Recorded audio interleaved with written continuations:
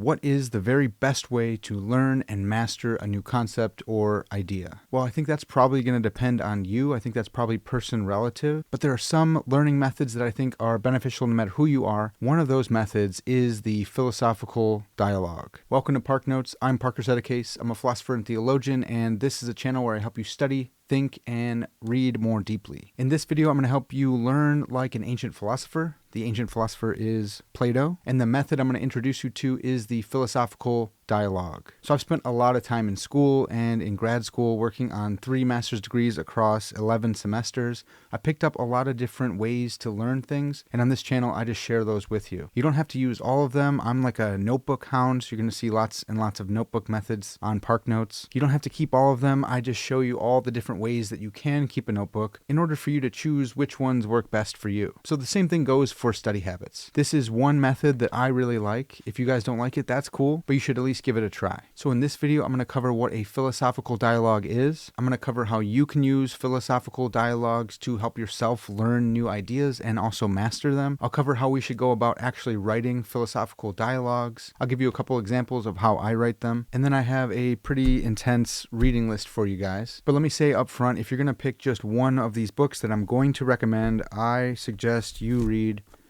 Plato's Republic. Now that's pretty basic. Most philosophers are going to say, hey, you should read Plato's Republic. But there's a reason for that. It's a really good book. I'm reading back through this now to help me with a bunch of content that I'm creating, including my science fiction novel. And before, I've read different translations of Plato's Republic, but now I'm using the Penguin Classic edition. This one's translated by Desmond Lee, and it's got this wonderful intro essay by Melissa Lane. I think that her essay is worth buying this book alone. It really helped me understand what Plato's trying to do with this extended dialogue. So you can find a link to Plato's Republic in the description. If you use my link, you'll be supporting my channel. But I'm getting ahead of myself. Let's jump in with what is a philosophical dialogue. Now, the word dialogue comes from 2 Greek words, dia and logos, which means through word or through reason discourse. And so a dialogue is a conversation. A philosophical dialogue is a conversation between 2 ideas that are personified. Some of the best examples of the philosophical dialogue come from Plato. He's the man. He is the forefather of so much philosophy, and especially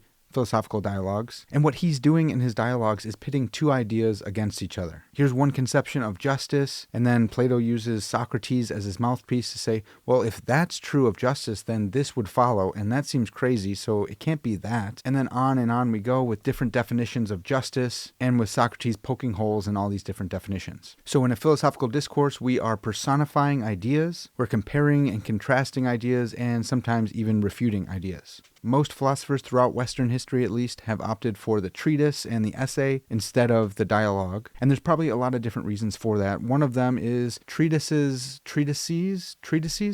are clear and concise. Here's what I mean, here's what I'm saying, here's what I'm arguing. And in a treatise, you get to be formal and systematic. Here's everything I think about this, and I'm going to formalize it. I'm going to give a argument. Here are the premises. Here's the conclusion. It's really clear for my reader. You can see it all up front. There it is. An essay is even easier because essays are much smaller and they don't have to be systematic in their scope. It's just a quick little, here's what I'm thinking, now deal with it. So some might say that Aristotle, the student of Plato, won out over Plato, because Aristotle wrote these treatises and didn't write dialogues. But that's not exactly true, because apparently Aristotle had written a bunch of dialogues himself which had been lost. And so now we only have his treatises and his shorter works and none of his dialogues. But Aristotle apparently thought the dialogue was the way to go as well. So it's not quite fair to say that people sided with Aristotle instead of Plato, because Aristotle sided with Plato about the usefulness of philosophical dialogues. So I actually lament the fact that, by and large, philosophers don't use the philosophical dialogue as a mode of philosophizing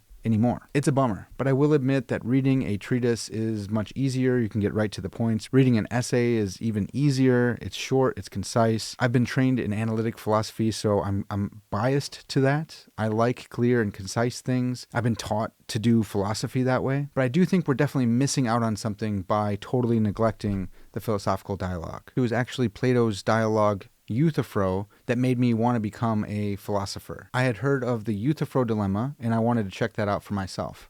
In the Euthyphro, Plato introduces this character named Euthyphro, who is taking his father to court. His father owns a farm, and one of his farm hands killed a guy, and so his father had that guy tied up, the murderer tied up, and he threw him in a ditch, in order to wait until he could take him to court. But while that guy was in the ditch, he succumbed to the elements and died himself. So Euthyphro was like, hey dad, that's not cool. I'm going to take you to court to show how pious I am, to show that I follow the gods and what the gods say is good, and my dad has done what's wrong. So I'm not going to show any familial partiality. I'm taking you to court. Now, Plato's mouthpiece in the story is Socrates. That's in all of his dialogues. Socrates was Plato's philosophical mentor. Socrates was brought up on trumped up charges and forced to drink hemlock by the state. And then Plato went on a journey for like 20 years, discovering new philosophies and going all over the Mediterranean. He came back to Athens and then started writing his dialogues. And in his dialogues, he always uses his mentor, Socrates. And so it's a little bit difficult to know, is this really what Socrates taught himself, or is this Plato just putting his own ideas in the mouth of Socrates? In the academy, people think there's 3 Socrates, the early, middle, and late. And the early Socrates is probably most representative of the true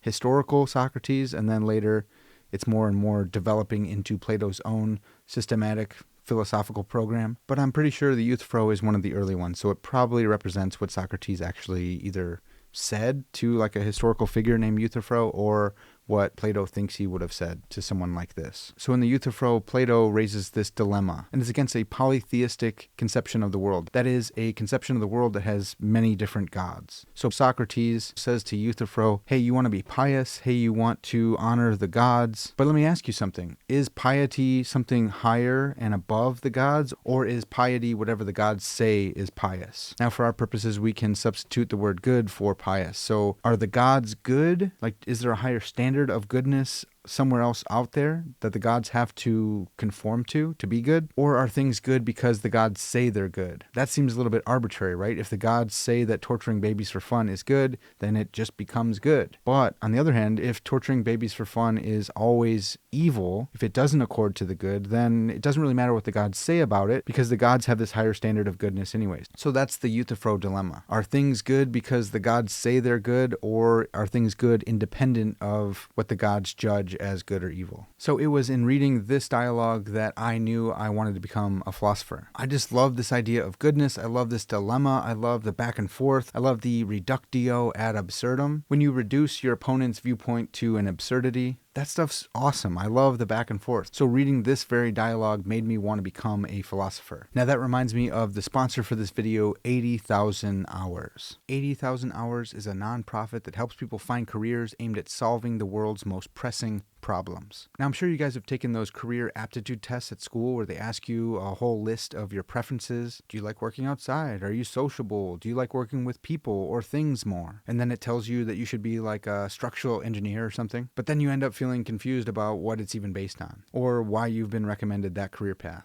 And all this because most career advice is pretty cookie cutter. It focuses on the few mainstream and obvious paths and doesn't take into account the best available evidence we have for how to actually find fulfilling careers. Relevant career advice can be really hard to find if you care a lot about doing good. That is, if you want to have a career that makes a big positive difference in the world. Many sources on this topic only recommend a few well-known career paths that people often think have high social impact, like being a doctor, teacher, or charity worker, but it turns out those aren't your only options. 80,000 Hours is a nonprofit that aims to help you find a career that is both fulfilling and makes a big positive difference. The name comes from the number of hours in an average career. 40 hours a week, 50 weeks a year, for 40 years. That's a lot of time, and it means that your career is probably your biggest opportunity to have an impact. 80,000 Hours has done over 10 years of research alongside academics at Oxford University into how to find a fulfilling career that does a lot of good. And it turns out that the best way to make a positive difference might be pretty different than what you'd think. They also always try to avoid platitudes and unsupported generalizations. In fact, all of their recommendations are based on careful research and consultation with experts in relevant fields. If you care about what the evidence actually says about having a fulfilling and impactful career, and you want real advice that goes beyond aphorisms and empty cliches like follow your passion, then 80,000 Hours can help you. Oh, and everything they provide is free forever because they're a nonprofit. Their only aim is to help solve global problems by helping people find the most impactful careers they can. If you join the newsletter now, you'll get a free copy of their in-depth career guide sent right to your inbox. Just sign up at 80,000hours.org/parknotes. So to get started planning a career that works on one of the world's most pressing problems, sign up now at 80,000hours.org/parknotes. Okay, so big thanks to 80,000 Hours for sponsoring this video. Now, like I said, Plato's dialogue Euthyphro made me want to become a philosopher. And from there, I started listening to lots of YouTube videos on philosophy. I started reading lots of philosophical treatises and essays, and even more of Plato's dialogues. And from there, I started writing dialogues of my own just to help me understand the concepts that I was learning. And yes, it felt a little bit pretentious to try and do what Plato was doing, but once I got over that, I realized that actually writing out dialogues was a really helpful way to get clear on concepts. And I also realized that this is what a lot of us do in the showers or driving or when we have downtime. We think back on a conversation and we think about, what should I have said instead of what I said? Oh man, they made this great point, but I could have said this instead. What you're doing there is creating a artificial dialogue in your head. You're examining arguments and you're giving counterpoints. You say this, but I say this. Here's what I should have said. Oh man, I wish I would have said.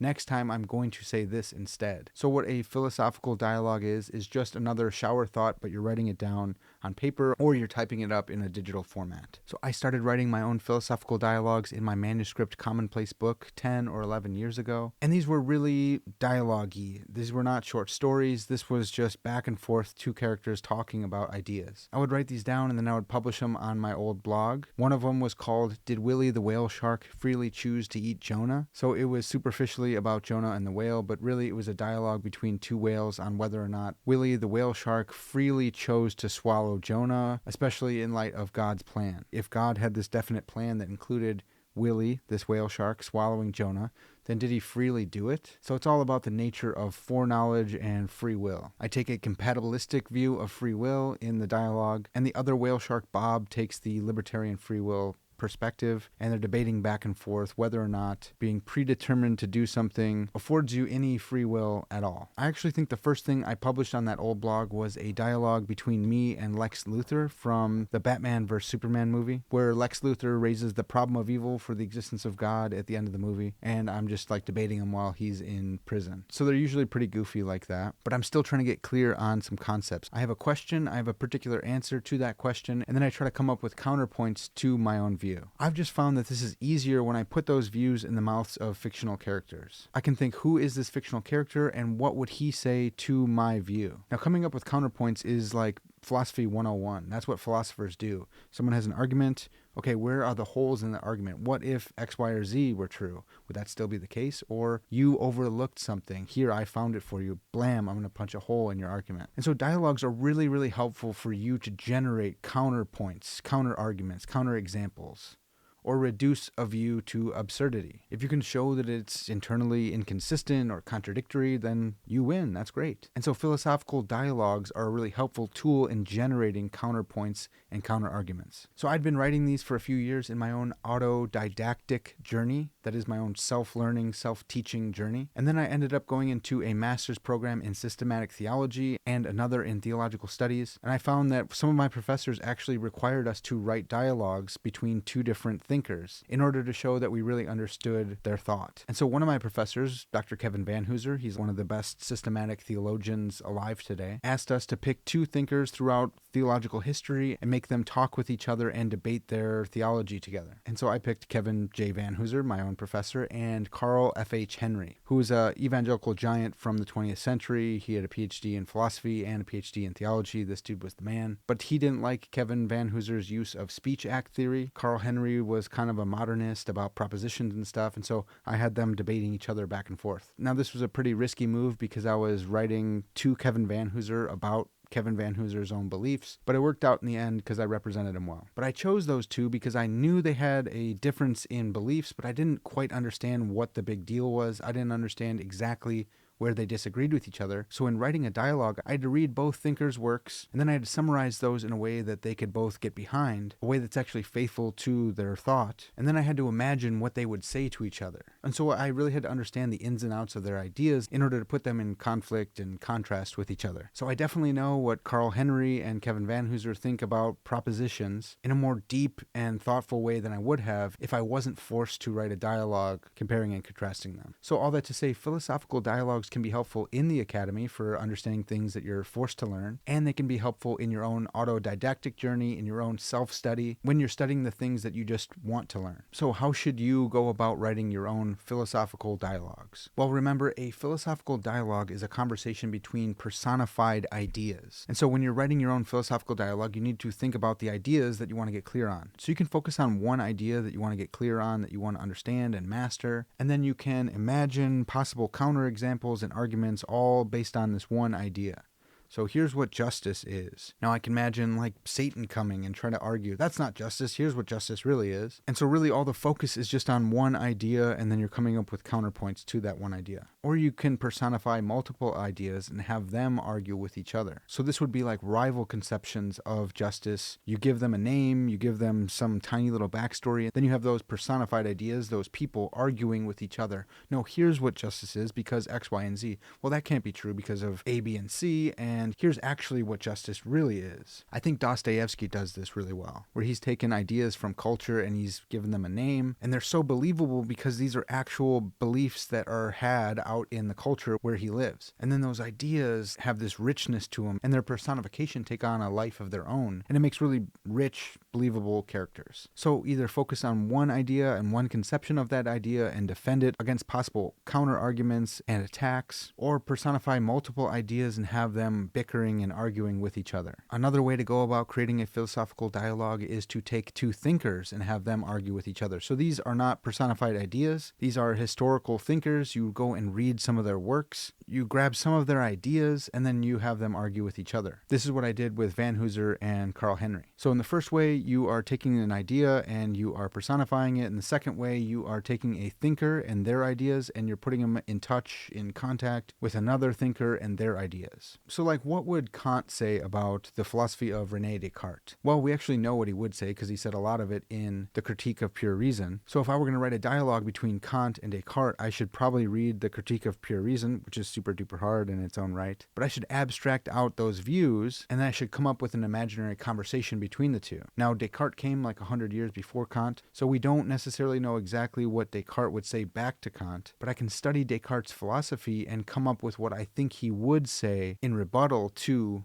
Kant's critique. But if I want to know that, I'm going to have to really get clear on what Descartes really thought. And so this provides that eustress, that motivation for me to dive in deep on René Descartes and even Kant to know what they would say in order to faithfully represent them and just put them in conflict with each other, just clash of ideas. Now, if I were going to do all that work, I'm definitely going to publish that on my blog, but I recognize that a lot of you don't want to put your stuff out publicly, and that's okay too. If you don't want to send it out to everyone, maybe find a professor of philosophy, maybe find someone who has studied Kant or Descartes and email it to them and say, hey, look, I know you're super busy. I know you probably don't have time for this, but I wrote this dialogue between these two and I would love to get your thoughts on it. What do you think? Did I represent them properly? What do you think about my reply from Descartes to Kant? That can definitely be a long shot. Professors are super busy, but they might be intrigued by it and they might read your dialogue and give you helpful feedback. So those are two ways. One is make up imaginary people by personifying ideas. You can either focus on one idea or make multiples. And the second way is to actually take a historical figure and their ideas and put them in conflict with one another. Now, when it comes to the actual mode of writing a dialogue, you can have it just person A, person B, with a colon, here's what A said in response to B, here's what B said in response to A. That's a lot less readable than like a short story, but you can also write a short story.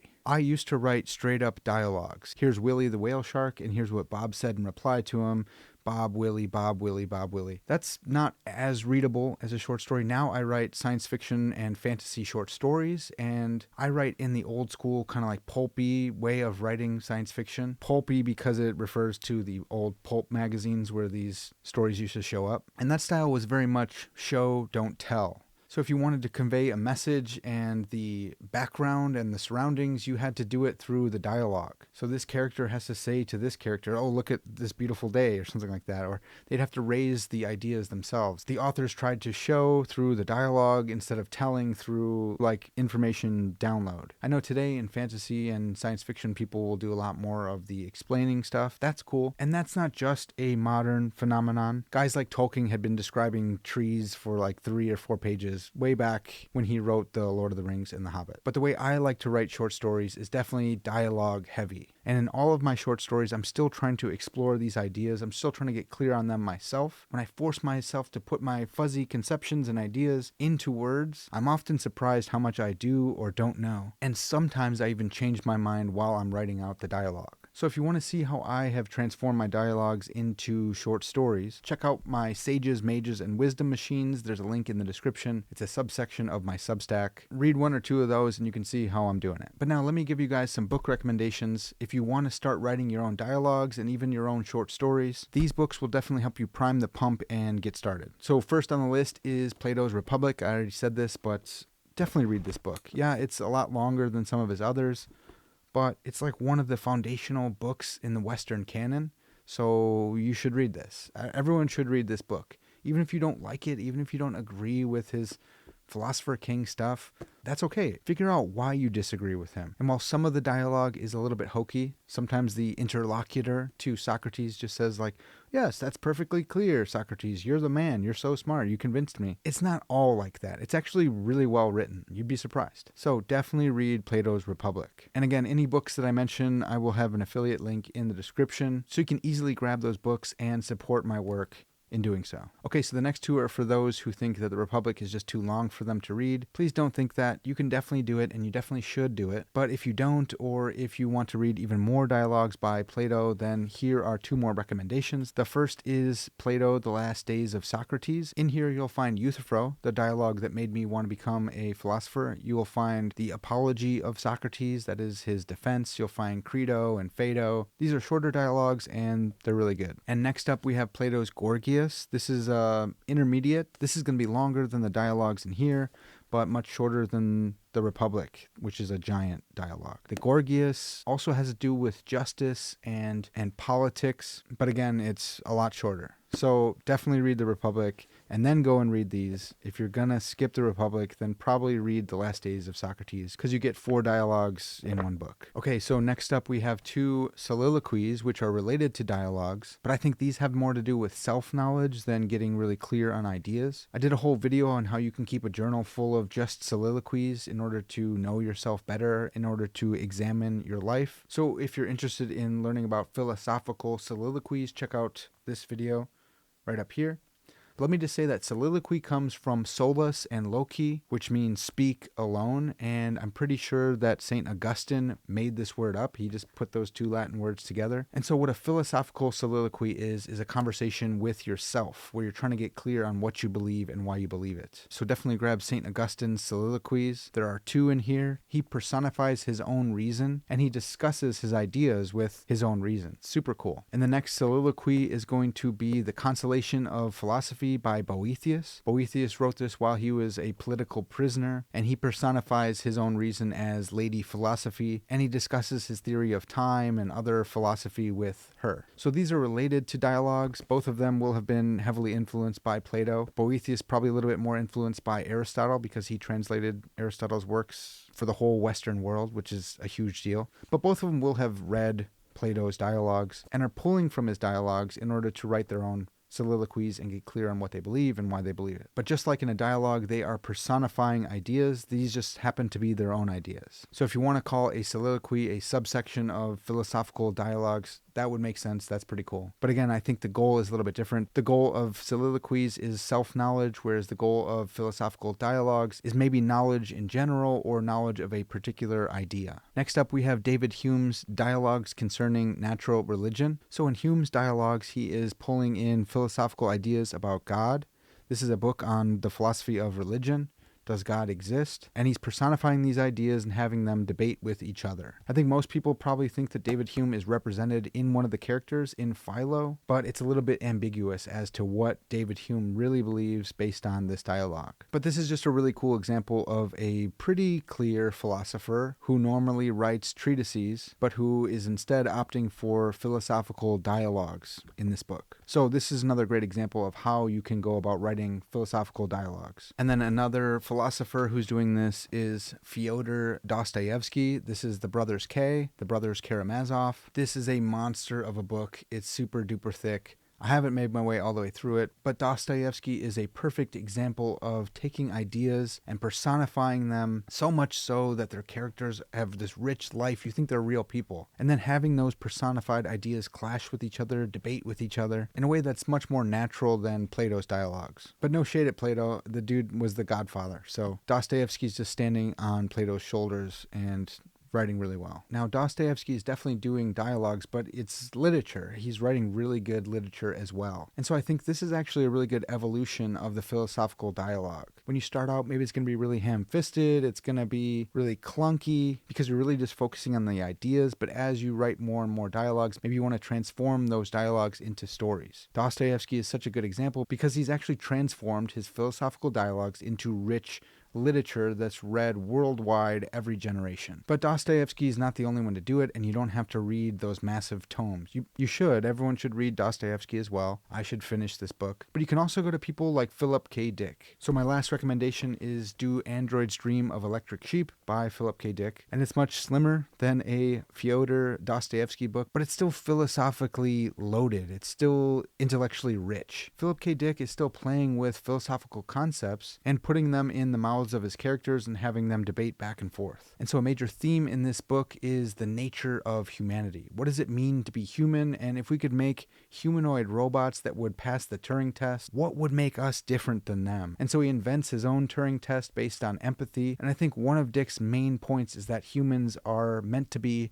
empathetic. We ought to be empathetic towards one another. We ought to exert creation care over the animals. We should have empathy for them as well. And then it's a little ambiguous whether or not we should have empathy for robots. Do robots dream of electric sheep? Do they empathize with the robot counterparts to our sheep? Do they care about anything but their own survival? Those are all questions that he raises in this book and even more. Now, I'm not sure that he gives us an answer. I think Philip K. Dick usually leads us into a dark alley and then just leaves us there. I often tell people that Philip K. Dick is like C.S. Lewis if he lost all hope and did a bunch of LSD. But he was an undergrad in philosophy. Now, I don't think he finished that degree, but you can tell that this dude's a philosopher. He's writing dialogues, but he's doing so in science fiction novels and short stories. So here's just another example of philosophical dialogues dressed up in story form. Now, they're not only, dressed up, these are really good stories as well, but they're definitely not less than philosophical dialogues. Okay, so there you go. There's a little bit about philosophical dialogues, what they are, why I think you should use them in order to help yourself learn and master new ideas. And there's a bunch of books that you can grab in order to prime the pump and help you create your own